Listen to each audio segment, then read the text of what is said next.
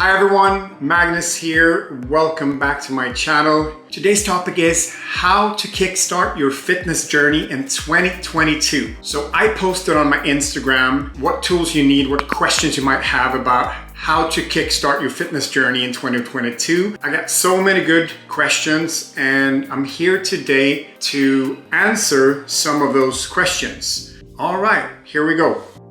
I want to lose 15 pounds. What's the best way to start? Weights or body weight first? Any type of training, whether it's weight training or body weight training, it's about getting started. That's what it really comes down to, and then try to stay consistent and make this a part of your life. So if you know that you like weights more than body weight, then that should be your choice. And if you don't want to go to the gym, you could definitely do some body weight training at home. It's really about finding something that you like, something that you need, and then try to stick to it. If you want the more advanced answer, I would say body weight training can be really good for someone who's not used to working out, because the risk of getting injured is less. Weights though is the better option in the long run. I'm not hating on body weight training.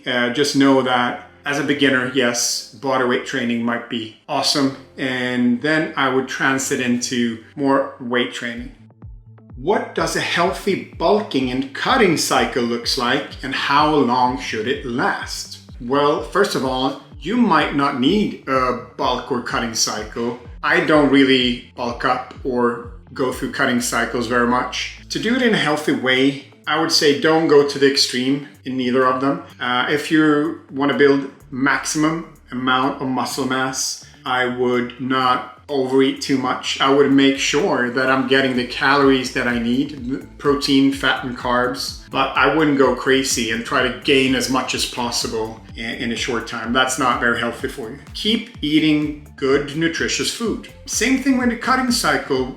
You don't want to go too extreme. Don't deprive yourself of calories or starve yourself. Make sure that you are just enough in calorie deficit so you do lose some fat from week to week, and make sure to get enough protein. How long should you be doing this for? Well, it really depends on how aggressive you want to be and how much time you have, but I think a healthy bulk cycle and a healthy cutting cycle could be anywhere from 8 to 12 weeks.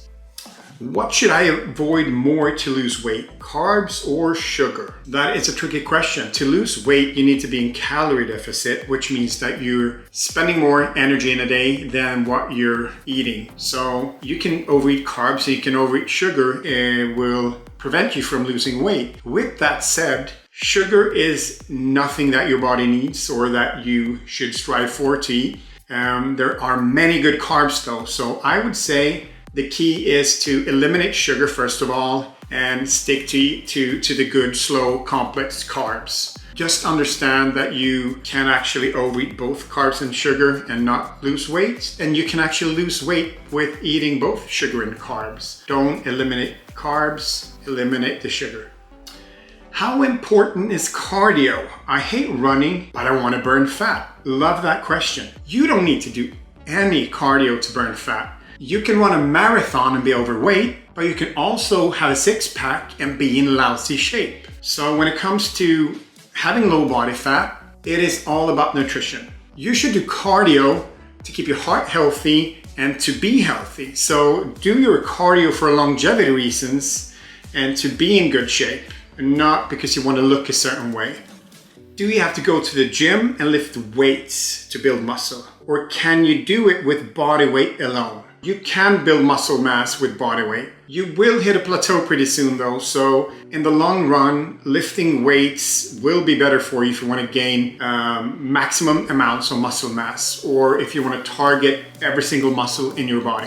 I would do that with weights and not body weight. But body weight is great though if you don't have access to a gym or if you're a beginner, and you can take it pretty far before you need to hit the gym. Should I have an accountability partner? That is an excellent question. Yes and no. It is great to have a partner to work out with. It can be very motivational, inspiring even, and it's great to have someone to hold you accountable. The problem with that is that what if your partner don't show up? If they don't have that discipline that's required, are you gonna follow them then and not go to the gym? No.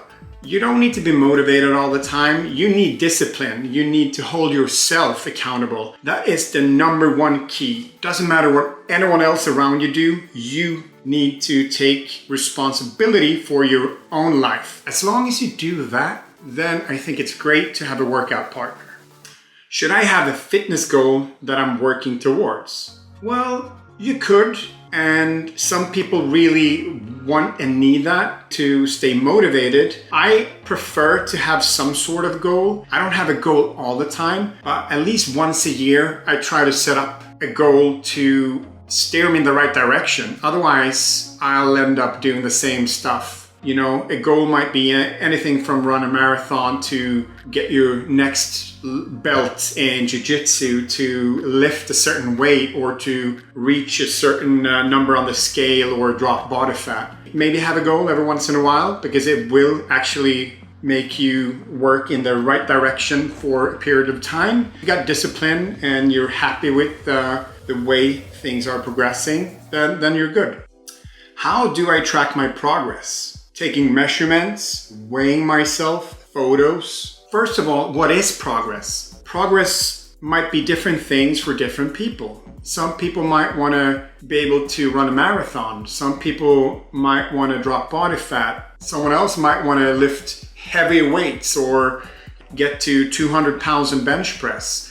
For me personally, it's about feeling good, feeling strong, and feeling like I'm capable of doing everything I want to do. If I want to go on a 2-hour hike, if I want to play with my kids, or if I want to kick someone's ass on the mat when I'm doing jiu-jitsu, I want to be able to do that. I need to be able to do that to be happy with myself. So you need to figure out what your goal is, and then you can track your progress in any way possible. When should I expect to start seeing results? If I start working out on January 1st? It really depends on where you start and how consistent you are. But if you are consistent and you do have some work that needs to be done, you have a few pounds you need to drop, then you should be able to see progress within 10 days. If you're on point with training and nutrition, you should be able to see results pretty instantly. Obviously, that's going to change from week to week. You won't drop 2 pounds every week, or you won't gain, a couple of ounces of muscle mass every week. Every week you should be able to see some progress. When should I start working out if I want to have a toned summer body? Good question, but also difficult question. If you have 30% body fat and you want to get down to 10, you need to start rather sooner than later. But if you have a few pounds to drop, you have some muscle mass, then it shouldn't take you that long. So it's hard for me to say. All I can say is that the longer time, the better. There's no reason not to start now in January if you want to have that summer body in, let's say, June and July. I would start right away, because it's not all about how you look in July. It's also how you feel and, longevity and all that stuff. So just start today and feel better. What are your fitness goals for 2022? What can I expect to see on your channel? My fitness goals for 2022 is to keep improving, keep getting stronger, keep, moving, having fun. When it comes to my channel, what you can expect is to see a new video. I love to get input on the content that you want me to create. So I do have a couple of ideas I want to do. I got some pretty exciting collabs here on YouTube about to do, so stay tuned and you'll see. I'm doing my best to keep it interesting and exciting. That's it. As you can tell, a lot of good questions. You could take something with you from all of this. When it comes to starting your fitness journey, there's a couple of key things to think about. One is to find that balance between training, nutrition, and recovery. Don't start with 6 days a week right away. Try to ramp it up. Maybe start with 3 days a week, and then every week you add 30 minutes to your routine, and then you might end up at 5-6 days a week. Who knows? If you only have 4 days a week, fine, make the most out of that. Same thing with nutrition.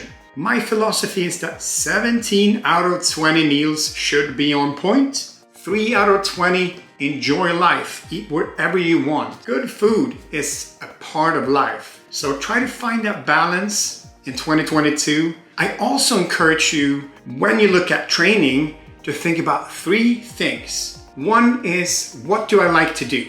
Number 2, what do my body need? Number 3, is there something I want to master or get better at? Those 3 things should create a program, and that is what your week should look like. So for me, for example, that means I'm doing strength training. I might be doing some Pilates, swimming, and jiu-jitsu. And that creates my weekly program. So I encourage everyone to look at those 3 things. If you want more guidance on training and nutrition, why not check out my app? For $1, you get 30 days with nutrition plans, snack lists, grocery shopping lists, bunch of different programs, superhero workouts, and at-home bodyweight workouts. So go and check it out. That's all for me. Thank you so much for tuning in. I'll be seeing you next week.